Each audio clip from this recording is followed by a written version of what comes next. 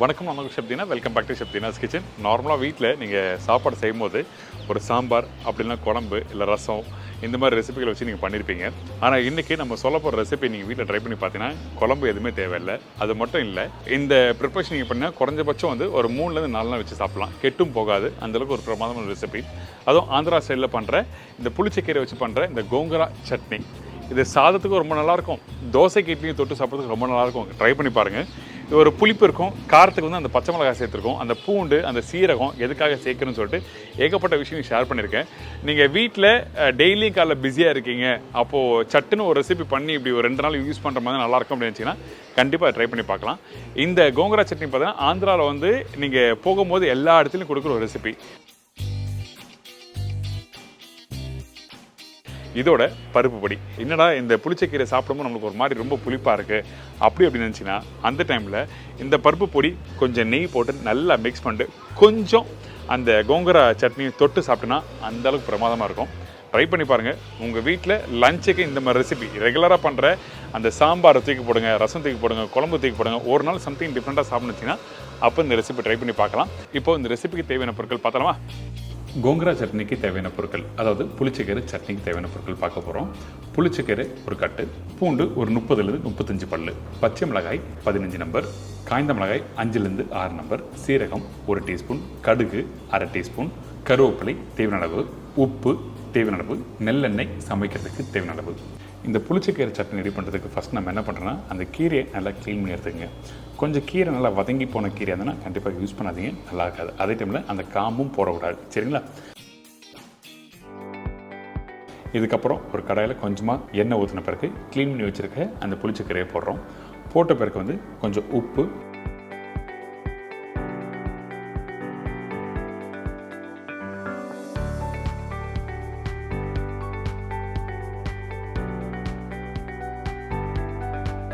அதுக்கப்புறம் இந்த பச்சை மிளகாய், பூண்டு இதெல்லாம் போட்டு நல்லா வதக்க ஆரம்பிக்கிறோம். அதே டைமில் இந்த கீரை பார்த்தீங்கன்னா கடாயில் போட்டு வதக்கும் போது அதிகமாக இருக்க மாதிரி இருக்கும். நீங்கள் வதக்கி முடிச்ச பிறகு பார்த்தீங்கன்னா குவான்டிட்டி கம்மியாயிடும். அது மட்டும் இல்லை, நான் பண்ணுற குவான்டிட்டி அதிகம். நீங்கள் வீட்டில் ஒரு கட்டு வச்சு பண்ணுறதுக்கு தேவையான அளவு நான் சொல்லியிருக்கேன். இதுக்கப்புறம் இந்த கீரை வந்து நல்லா வதக்க ஆரம்பிக்கிறோம். இந்த இடத்துல பார்த்தீங்கன்னா ரொம்ப முக்கியமான ஸ்டேஜ் என்ன பார்த்தீங்கன்னா, இந்த கீரை வந்து சீக்கிரமாக வதங்கிடும். ஆனால் அந்த பச்சை மிளகாய், அந்த பூண்டு வந்து வதங்காது. அந்த டைமில் தேவைப்பட்டால் கொஞ்சமாக தண்ணி ஊற்றி நல்லா வதக்க ஆரம்பிங்க.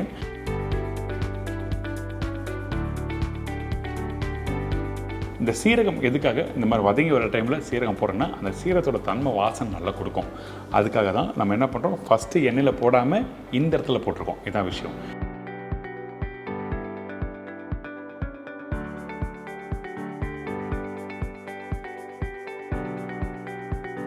இந்த மாதிரி நல்லா வதங்கி முடிச்ச பிறகு கலர் மாறும். அதுக்கு பிறகு பார்த்திங்கன்னா அந்த பச்சை மிளகாவும் நல்லா வதங்கியிருக்கும். இதுக்கு பிறகு மிக்சியில் போட்டு அரைக்க ஆரம்பிக்கிறோம். அரைக்கும் போது கொஞ்சமாக தண்ணி ஊற்றுங்க, அதிகமான தண்ணி வேண்டாம்.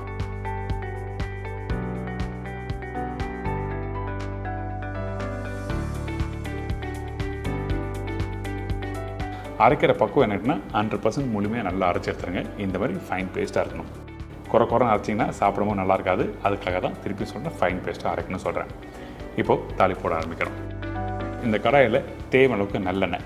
இந்த மாதிரி அந்த புளிக்கிற அந்த ரெசிபி எல்லாமே பார்த்தீங்கன்னா அப்போ நல்லெண்ணெய் தான் ரொம்ப நல்லாயிருக்கும், அந்த டேஸ்ட் நல்லா எடுத்து கொடுக்கும். அதனால் நல்லெண்ணெய் யூஸ் பண்ணுறோம். இந்த நல்லெண்ணெய் சூடானதுக்கு கடுகு போடுங்க. அதுக்கப்புறம் அந்த கடுகு நல்லா பொரிஞ்ச டைமில் இந்த பூண்டு பாருங்கள். இந்த பூண்டு பார்த்தீங்கன்னா நீட்டாக கட் பண்ணி போட்டிருப்போம். அதாவது 1/2 1/3 ஸ்லைஸ் கட் பண்ணி போட்டிருக்கோம். எதுக்காக இந்த மாதிரி கட் பண்ணி போடுறேன்னா, முழு பூண்டு போட்டிங்கன்னா வதங்கிறதுக்கு ரொம்ப டைம் எடுக்கும். அதுக்காக இந்த மாதிரி நீட்டாக கட் பண்ணி போட்டிருக்கேன். அந்த பூண்டு கொஞ்சம் நல்ல கலர் மாறணும். கலர் மாறுதுன்னா அந்த வேகணும். அடுப்போட ஃப்ளேம் வந்து கம்மியாக வச்சுட்டு நல்லா வதக்க ஆரம்பிங்க.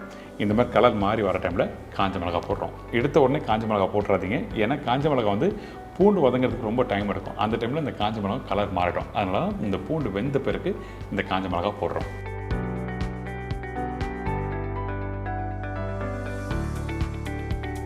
இந்த காஞ்ச மிளகும் பச்சை கருவேப்பிலையும் போட்டு நல்லா பொரிஞ்சு வரும் பார்த்தீங்களா, அந்த டைமில் அரைச்சி வச்சுருக்க அந்த புளிச்சக்கீரை சட்னி, அதாவது கோங்குரா சட்னியை வந்து இதில் மிக்ஸ் பண்ணி நல்லா சுடு சுடு சாப்பிட்டிங்கன்னா ரொம்ப சூப்பராக இருக்கும். ட்ரை பண்ணி பாருங்கள். இப்போ அந்த தாளிப்பு பார்த்தீங்கன்னா நல்லா பொரிஞ்சு வந்த பிறகு பார்த்தீங்கன்னா அந்த கலர் எப்படி இருக்குது, இந்த மாதிரி தான் இருக்கணும்.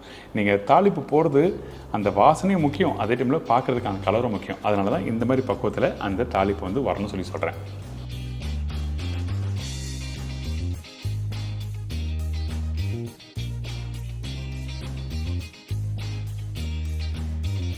இன்றைக்கி இந்த கோங்குரா சட்னி எப்படி ரெடி பண்ணுறது உங்களுக்கு சொல்லி கொடுத்துருக்கேன். கண்டிப்பாக ட்ரை பண்ணி பாருங்கள், ரொம்ப பிடிச்சிருக்கும்.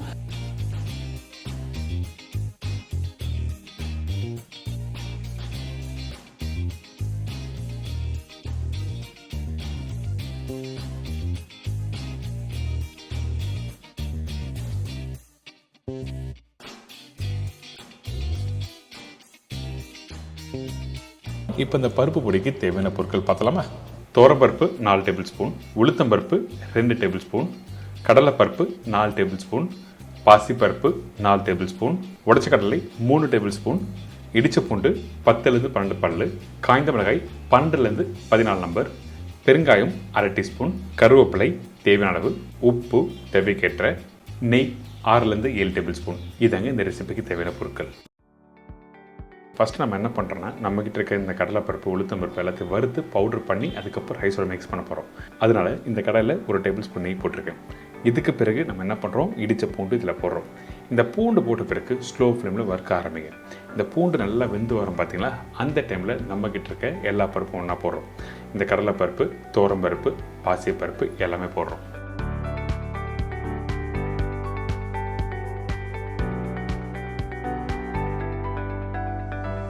இதுக்கு பிறகு உளுத்தம்பருப்பு போடுறோம்.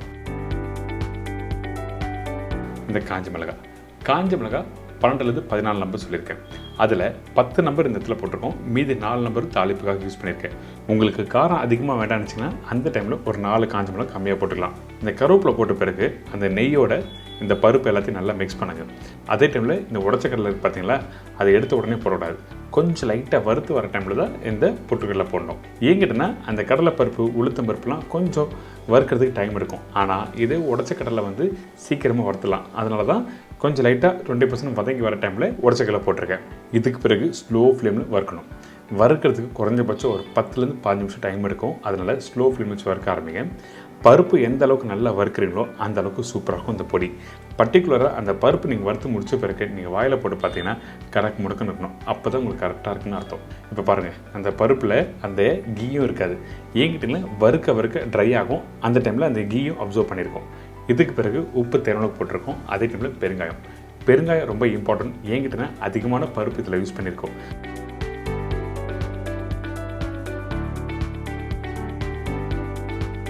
இப்போ வறுத்த இந்த பருப்பு, காஞ்ச மிளகாய், கருவேப்பிலை எல்லாத்தையும் இந்த மிக்ஸி ஜாரில் போட்டு அரைக்க ஆரம்பிச்சிருக்கோம். ஃபைன் பவுடரை அரைச்சிருங்க. நீங்கள் கொஞ்சம் குவான்டிட்டி அதிகமாக இருந்ததுன்னா மாவு மிக்ஸியில் கொடுத்து அரைச்சிக்கலாம். இந்த மாதிரி சின்ன குவான்டிட்டி பண்ணும்போது உங்கள் வீட்டு மிக்ஸிலே அரைச்சிக்கலாம். இந்த பருப்பு பொடி எப்படி அரைக்கணும் கேட்டிங்கன்னா, நல்லா ஃபைன் பவுடர் அரைச்சிடணும். அதாவது வீட்டில் அரிசி மாவு அரைச்சி வச்சுருப்பீங்க பார்த்தீங்கன்னா, அந்த மாதிரி பக்குவத்தில் இந்த பருப்பு பொடியை அரைச்சி ரெடி பண்ணி வச்சுக்கோங்க.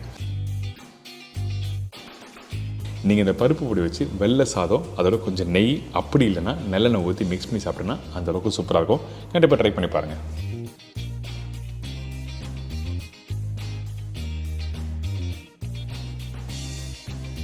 இப்போது இந்த கோங்குரா சட்னியும் இந்த பருப்பு பொடியும் எப்படி ரெடி பண்ணி தெரிஞ்சிருக்கோம். ட்ரை பண்ணி பாருங்கள். ஒரு நாள் மதியம் லஞ்சுக்கு நல்ல ஒரு அருமையான ரெசிபி இது. நம்ம ரெகுலராக சாப்பிட்ற அந்த குழம்புக்கு பதில் இந்த மாதிரி ரெசிபி வச்சு நீங்கள் ட்ரை பண்ணி பார்க்கலாம்னு சொல்லிட்டு தான் இன்றைக்கி ஷேர் பண்ணியிருக்கேன். உங்கள் எல்லாருக்கும் ரொம்ப பிடிச்சுன்னு நினைக்கிறேன். இதே மாதிரி நாளைக்கு இன்னொரு புது ரெசிபியோடு சந்திக்கிறேன். நன்றி, வணக்கம். See you, bye-bye. Take care.